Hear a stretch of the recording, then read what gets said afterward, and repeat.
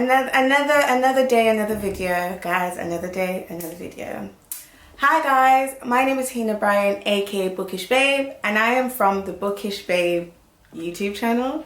Now, what you should have gathered from the name alone is that one, I am a, if not the, babe, and two, I am overwhelmingly bookish. Anyways guys, welcome back to Penguin Platform. Today I'm here to share with you guys 5 YA books written by Black authors that you should read today, right now, immediately, right this minute. Now guys, I have selected each one very, very carefully. And let me tell you something. When Hina Bryan, scratch that, no, scratch that. When BookishBabe selects a book, that book is well selected. So you know I've come here with nothing but heat. I've come here with the literary heat, and I am so excited to share all these fantastic books with you. Grab your beverage of choice so we can really get into these books. Okay, so guys, the first book that I want to share with you guys today is the historical fiction novel How High the Moon by Karen Parsons. It took me ages to say that. I don't know, my words kept fumbling to say the title. I was saying how, and I was like, wow. How. So yeah. How High the Moon by Karen Parsons. Now this is completely unrelated to the book. So the author is the woman who played Hilary Banks in Fresh Prince of Bel-Air, and I thought I would just share that because I found that really interesting and I find that really cool just to see what she's doing now. Anyways guys, How High the Moon is about an 11-year-old girl by the name of Ella born into a Jim Crow society in 1944 in South Carolina. Whilst Ella is shown to live a very normal life at the beginning of the book, and that includes her playing with her best friend Henry as well as her cousin Marina, there's a lot going on for Ella right now. Ella's life is laced with colorist-based bullying, as well as a strained relationship with her mother Lucille, who lives in a completely different state or city.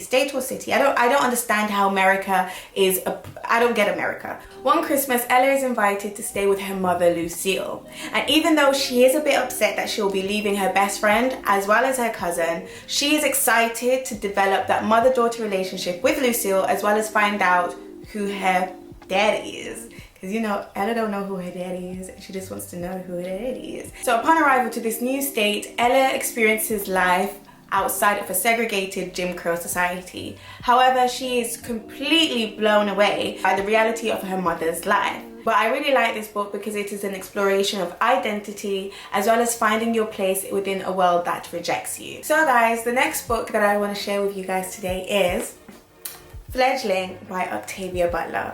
Now I am so excited for this one, and I say this because as a lover of everything vampire, and that includes Twilight, Vampire Diaries, the originals.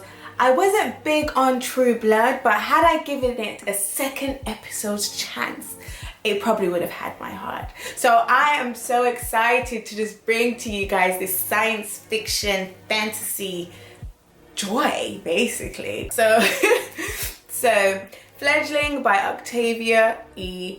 Butler, and this guys is a science fiction / fantasy genre book. So this book basically follows the life of a Bilden Romans-esque. Now I don't know if that's a word, but it should be Bilden Romans-esque. Like S, that's like the, you know what I mean? Now the book starts with Shuri waking up in a cave in the cold, bruised, deflated, abused, who knows, sis is in pain. So she wakes up in this cave. Literally she has no recollection of where she's been, what she's been doing, how she got here. She's just there. So she's suffering from amnesia at this moment.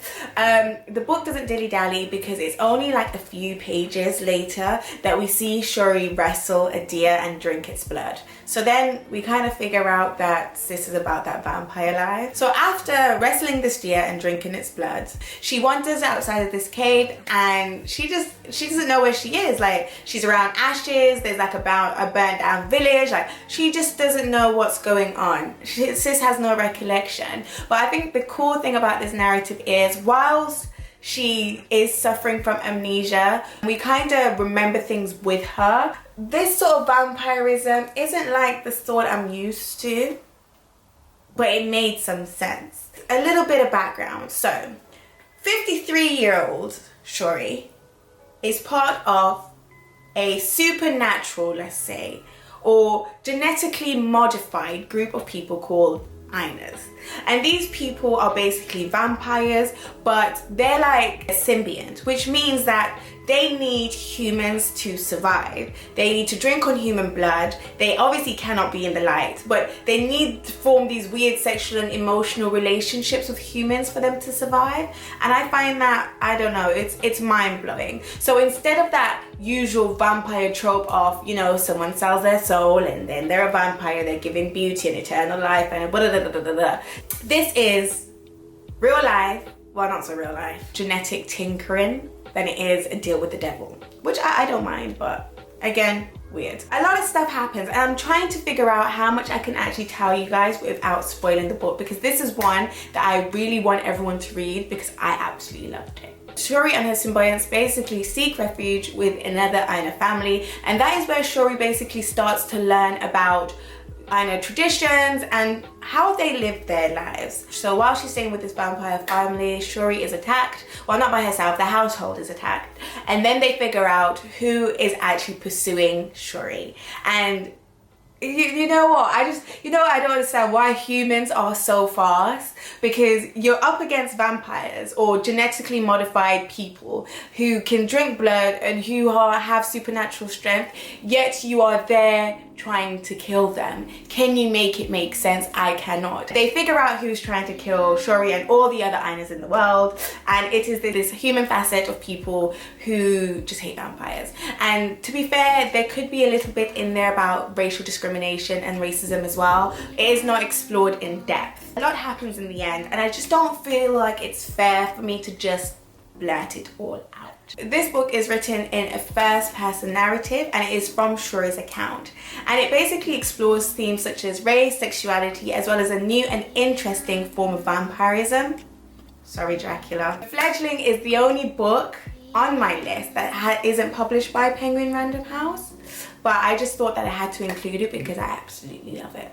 Yeah, so guys, the next book that I want to share with you today is In the Castle of My Skin by George Lamming. First of all, this cover is really pretty. Oh, I really like this cover. In the Castle of My Skin is an autobiographical coming-of-age novel that is basically about George Lamming's life growing up in Barbados between 1930 and 1940. Now, I don't want to be braggadocious, but this book is Richard Wright approved, and because Richard Wright is my favorite author of all time, I thought that I'd had to tell you this. I don't know why. This book opens with the protagonist G celebrating his 9th birthday. G's narrative allows us to get a sense of his living circumstance and the household in which he lives. This narrative continues to broaden as the chapters go on, and we really get a sense of the village that G lives in, as well as the community that he is a part of. However, by chapter 4, the narrative is kind of flipped on its head and 2 new characters are introduced, and they completely dominate chapter 4, and those characters are Old Woman and Old Man, and these 2 characters basically bring us into the know of the political and social structure of this village that G lives in, and there is a clear exploration of a colonial presence or even a past that really impacts this village and doesn't allow it to progress as much as it needs to. This book explores a lot of things, but the 3 things that I picked up on were identity, race, and ownership, and not only ownership when it comes to land, but ownership of oneself. Whilst all of this is going on, the book spans across 7 years, so it follows G from when he is 9 to when he is 17, and G goes on to do some pretty cool things. He becomes this super intellectual person. However, there is still a sense of him not knowing who he is by the end of the book, and to be fair, as it is an autobiography, it's giving me more memoir vibes, like obviously like a small part in their life, than it is of a full scale of this is my life from beginning to end. The book ends with G as a 17-year-old boy. And we're left with a sense of there being more Fiji outside of Barbados. I absolutely love this book and I really like the writing style. It is quite dense, meaning that there are a lot of words. There are a lot of words and a lot of pages. But the story, even though it is not filled with drama and hyperbole, it is written in such a clear and intelligent and obviously just well-structured way that you kind of just go with it. You know what I mean? And by the time you blink, you're at the end and you're just like, this is a good book. I need to read more of George Lamming. Guys, the next book I want to speak to you about is one that really tickled me. I don't know, I should be smiling, but when I was reading it, I was just laughing because I was just like, this book, yeah. This book gives me the vibes. And I say it gives me the vibes because one, it made me laugh. Two, it reminded me of a book that I studied at university. And three, it's historical fiction, and historical fiction always gives me the vibe. And that book is The Curious Tale of the Lady Caribou by Katherine Johnson. Take it in, baby. Take this book in. So this is a historical fiction novel about a poor young black girl by the name of Mary Wilkes, who is able to reinvent herself to be this exotic princess from a far away land, and in the process of reinventing herself is able to trick a bunch of wealthy people that she is in fact this royalty from a faraway land. The book opens with a really graphic scene of Mary Wilkes being raped by two white men. For a graphic scene, I felt like this was written in a way that you are able to digest it without actually closing the book and being like, I actually can't read this because obviously it's a terrible event. The book then goes on to introduce characters such as Cassandra Worrell. Now, Cassandra is a rich and privileged babe from a rich and privileged family. And after Mary decides to dress up and basically reinvent herself, she ends up coming across Cassandra. Cassandra is super intrigued by Mary, who is now going as Lady Caribou. And Cassandra and her family take her in because they're basically intrigued by her and they form this sort of affection for her. But I feel like the affection was completely based on the fact that they wanted to show her off to everyone else.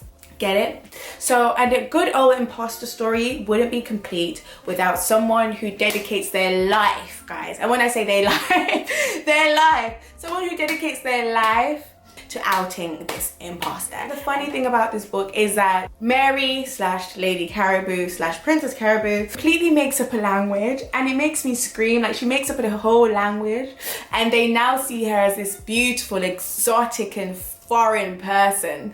And you just have to really think that this sort of white aristocrat family is so overconsumed with presenting Lady Caribou to the rest of the community that they never just stop and think, this doesn't sound like a language at all. And one thing that really had me spun is that Lady Caribou used to do some really mad rituals to make her look like she was super religious and like into really weird foreign stuff and basically displaying foreign behaviors. And I found that really hilarious because they ate it all up. The book continues and a lot more people get sucked into Lady Caribou's web of lies. And it's not really web of lies because she just wanted to escape from what her life was and just experience better. It just happens that she gets brought into this big wealthy family who want to show her off to the entire community and who form some weird affection towards her, and then it gets all muddled. But she's not a bad person. And the book explores themes such as race, wealth, privilege, exoticism, and more. And one thing I have to commend Katherine for doing is just writing a beautiful book. The book is beautifully written. It is easily digested. I absolutely loved reading it. Like, that's what I'm saying. It gives me the feels. It gave me the feels. And it reminded me a lot of Phantomina by Eliza Hayward. And I don't know if anyone's ever read that, but the whole pretense thing, and it was interesting stuff. Very interesting. But the ending threw me. A lot happens in this book, more than I can actually say because I don't want to ruin it for you. I don't want to just spoil everything for you because I've already given a lot away. We're coming to the end of the list. We're coming to the end of the list, the end of the video, the end of the time that we share together, and I am upset. I am deeply upset because I don't want to leave you. I don't want to go anywhere. I just want to live here. I might be back. Who knows? I might be back. So the final book that I want to share with you guys today. So this book is basically an anthology of poems. So it's not a novel like the others were. It's not a linear narrative. It's a bunch of different things put into one really small book, actually. Not that big. So this is an anthology, and that is Kumukanda by K.O. Chingonye. And this is an anthology that explores Black boyhood and Black masculinity by way of music, literature, language, by all these different things.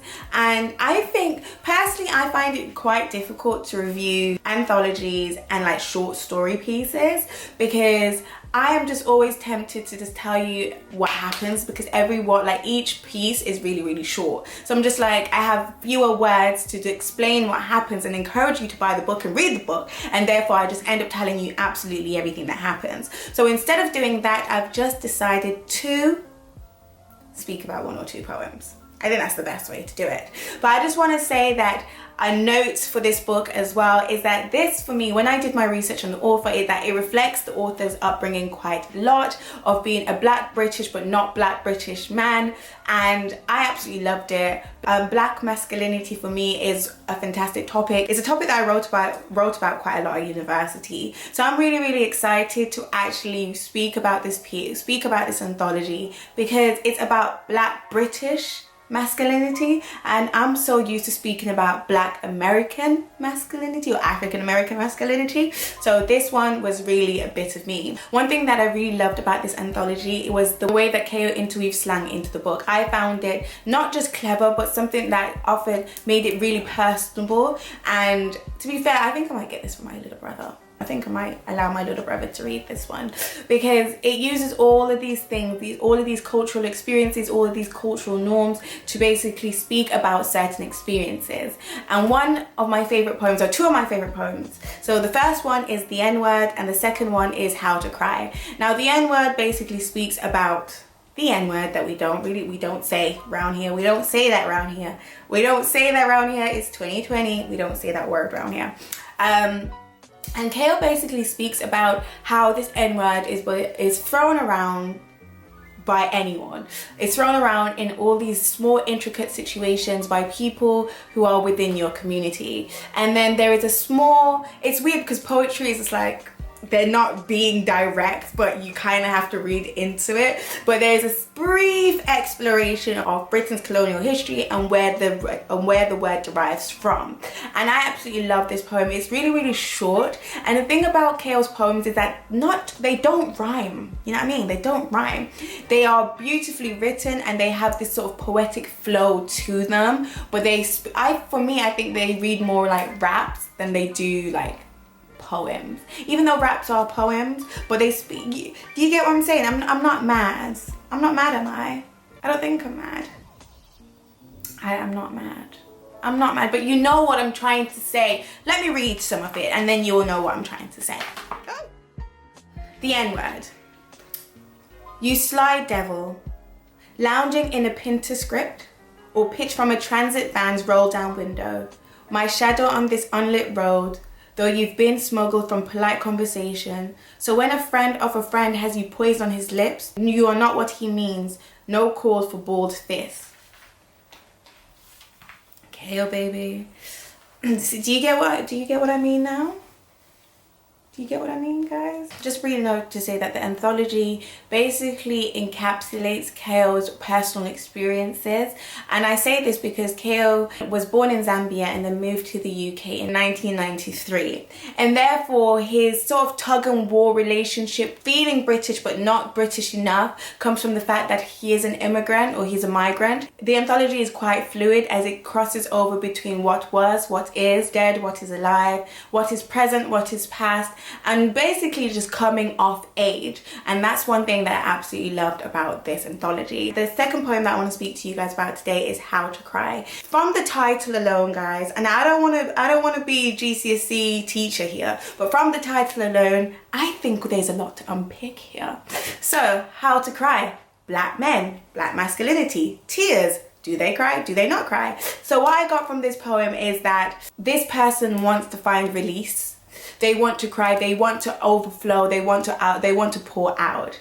But a lot of what they've been taught about what manhood is, about what being a boy is, doesn't align with crying and showing emotion. And it's quite interesting because the poem speaks about a toddler crying and the freeness of a toddler crying, even though they are comforted by the fact that their caregiver is not going to stray too far and their caregiver is always going to come back. However, the persona in the poem is conflicted because they speak, even though they're speaking about this toddler crying, they themselves cannot just pour out, even though there is a sense of the person wanting to just explode and cry. And for me, this speaks a lot about black masculinity, simply because a lot of black men obviously are brought up to suppress their emotions and to portray themselves as being strong, as being hard, and just being.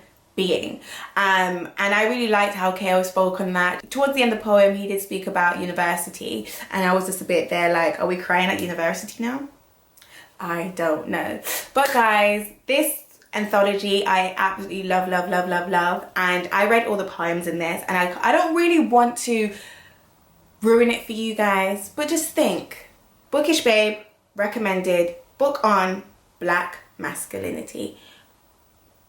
You know it's a good, you know it's a good book. You know it's a good book. Are we done? We're done, guys. We're done. And I don't know how I feel about this. We're out of books, so I can't speak about another book here. But guys, I really liked it. I really liked this video. I really enjoyed the books. I really want you guys to go out and read these books. I want you to buy the books. I want you to read the books. I want you to know I want you to breathe the books. Become the book. Become the book, guys. Become the book. Don't allow yourself to go another day without getting one of these books and reading them. And I hope that you guys liked my recommendations. As I said, I selected each one carefully, and I obviously read and did my research to make sure that I was happy with what I was coming here to present to you guys today. 4 out of 5 of the books that I've recommended today are published by Penguin Random House and will be listed in the description box below. Now guys, I had so much fun presenting these books to you guys, and I guess the last thing for me to say is that my name is Hina Bryan, aka Bookish Babe from the Bookish Babe YouTube channel, and thanks for having me. Bye!